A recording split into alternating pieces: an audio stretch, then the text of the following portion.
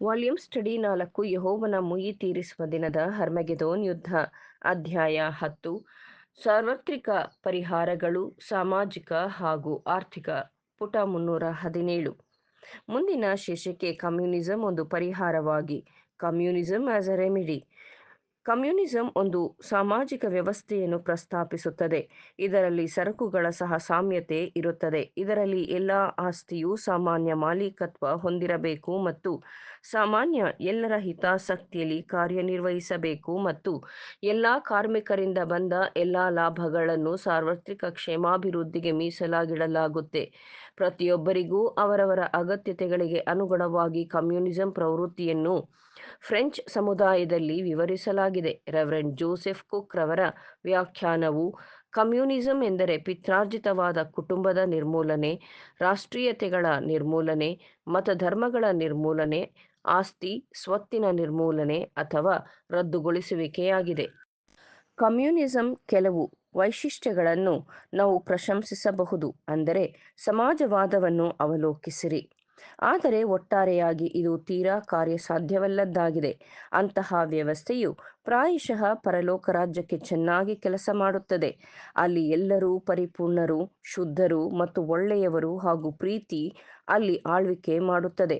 ಆದರೆ ಒಂದು ಕ್ಷಣದ ಪರ್ಯಾಲೋಚನೆಯು ಯಾವುದೇ ಮನುಷ್ಯನ ತೀರ್ಪು ಹಾಗೂ ಅನುಭವ ಈಗಿನ ಕಾಲದ ಮನುಷ್ಯರ ಹೃದಯದ ಪರಿಸ್ಥಿತಿಯನ್ನು ಅಂತಹ ಯೋಚನೆಯು ಸಮಗ್ರವಾಗಿ ಕಾರ್ಯ ಸಾಧ್ಯವಲ್ಲವೆಂದು ಸಾಬೀತುಪಡಿಸಬೇಕು.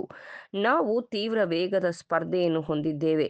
ಯಾರು ಕನಿಷ್ಠ ಮತ್ತು ನಿಷ್ಕೃಷ್ಟ ಕೆಲಸವನ್ನು ಮಾಡಬಹುದು ಹಾಗೂ ಸಮಾಜವು ಶೀಘ್ರದಲ್ಲೇ ಅಸಂಸ್ಕೃತ ವರ್ತನೆಗೂ ಅನೈತಿಕತೆಗೂ ಒಳಗಾಗುತ್ತದೆ.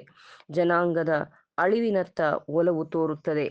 ಆದರೆ ಕಮ್ಯುನಿಸಂ ಬೈಬಲ್ನಲ್ಲಿ ಬೋಧಿಸಲಾಗಿದೆ ಮತ್ತು ಅದರ ಪರಿಣಾಮವಾಗಿ ಅದು ನಿಜವಾದ ದೇವರ ಪರಿಣಾಮವಾಗಿದೆ ಎಂದು ಕೆಲವರು ಅಲಂಕಾರಿಕವಾಗಿ ಬಯಸುತ್ತಾರೆ.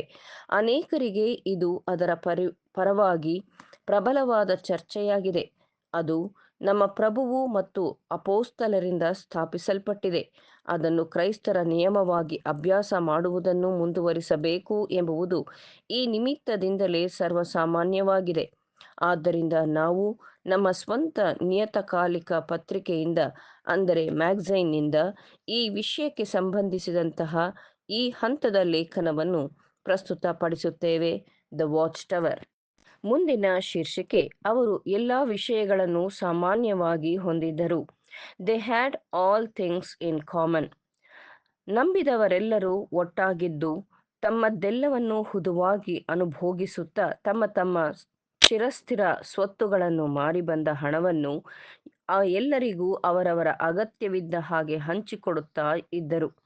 ಅವರು ದಿನಾಲೂ ಏಕ ಮನಸ್ಸಿನಿಂದ ದೇವಾಲಯದಲ್ಲಿ ಕೂಡುತ್ತಾ ಮನೆ ಮನೆಗಳಲ್ಲಿ ರೊಟ್ಟಿ ಮುರಿಯುತ್ತಾ ಉಲ್ಲಾಸದಿಂದಲೂ ಸರಳ ಹೃದಯದಿಂದಲೂ ಊಟ ಮಾಡುತ್ತಾ ಇದ್ದರು. ದೇವರನ್ನು ಕೊಂಡಾಡುವವರಾಗಿಯೂ ಜನರೆಲ್ಲರ ದಯವನ್ನು ಹೊಂದಿದವರಾಗಿಯೂ ಇದ್ದರು. ಅಪೋಸ್ತಲರ ಕೃತ್ಯಗಳು 2ನೇ ಅಧ್ಯಾಯ 44-47. ಆದಿ ಸಭೆಯವರ ಸ್ವಾಭಾವಿಕ ಭಾವನೆ ಹೀಗಿತ್ತು. ಸ್ವಾರ್ಥವು ತನ್ನ ಸ್ಥಾನವನ್ನು ಮತ್ತು ಸಾಮಾನ್ಯ ಹಿತಾಸಕ್ತಿಗೂ ಬಿಟ್ಟುಕೊಟ್ಟಿತು. ಅದೊಂದು ಆಶೀರ್ವಾದದ ಅನುಭವ ಮತ್ತು ನಿಸ್ಸಂದೇಹವಾಗಿ ಈ ರೀತಿಯ ಭಾವನೆಯನ್ನು ಹೆಚ್ಚು ಕಡಿಮೆ ಸ್ಪಷ್ಟವಾಗಿ ವ್ಯಾಖ್ಯಾನಿಸಲಾಗಿದ್ದು ನಿಜವಾಗಿ ಪರಿವರ್ತನೆಗೊಂಡವರೆಲ್ಲರ ಹೃದಯಕ್ಕೆ ಬರುವಂಥದ್ದಾಗಿದೆ. ಮೊದಲಿಗೆ ನಾವು ದೇವರ ಪ್ರೀತಿ ಮತ್ತು ರಕ್ಷಣೆಯನ್ನು ಅರಿಯುವ ಅರ್ಥವನ್ನು ನಮ್ಮನ್ನು ನಮ್ಮ ಕರ್ತನಿಗೆ ಸಂಪೂರ್ಣವಾಗಿ ಅರ್ಪಿಸಿಕೊಂಡಾಗ ಪಡೆದುಕೊಳ್ಳುತ್ತೇವೆ ಮತ್ತು ಆತನ ಕೊಡುಗೆಗಳು ನಮಗೆ ಮನವರಿಕೆಯಾಗುತ್ತದೆ. ಈಗಿನ ಜೀವನಕ್ಕೆ ಮಾತ್ರವಲ್ಲ, ಮುಂಬರುವ ಜೀವನಕ್ಕೂ ಸಂಬಂಧಿಸಿದೆ. ಪರಮ ಕಾನಾನಿಗೆ ಹೋಗುವ ಪ್ರತಿಯೊಬ್ಬನೂ ಸಹ ಯಾತ್ರಿಕರಲ್ಲಿ ಒಬ್ಬ ಸಹೋದರ ಅಥವಾ ಸಹೋದರಿಯನ್ನು ನಾವು ಕರ್ತನಿಗೆ ಸಂಬಂಧಿಸಿದ ಆತನ ಆತ್ಮವನ್ನು ಹೊಂದಿ ಸಂತೋಷದ ಉತ್ಕರ್ಷವನ್ನು ಪಡೆದಿದ್ದೇವೆ ಎಂದು ನಂಬುತ್ತೇವೆ. ಮತ್ತು ನಾವು ಕರ್ತನೊಂದಿಗೆ ವ್ಯವಹರಿಸುವಂತೆ ನಾವು ಎಲ್ಲವನ್ನು ಹಂಚಿಕೊಂಡು ನಮ್ಮ ಎಲ್ಲವನ್ನು ಅವರೊಂದಿಗೆ ಹಂಚಿಕೊಳ್ಳಲು ನಮ್ಮ ವಿಮೋಚಕನೊಂದಿಗೆ ವಿನಿಯೋಗ ಮಾಡಿದ್ದೇವೆ ಮತ್ತು ಅನೇಕ ಸಂದರ್ಭಗಳಲ್ಲಿ ಅನಾಗರಿಕ ಅಗಾಧದಿಂದ ಎಚ್ಚೆತ್ತುಕೊಂಡಿದ್ದೇವೆ.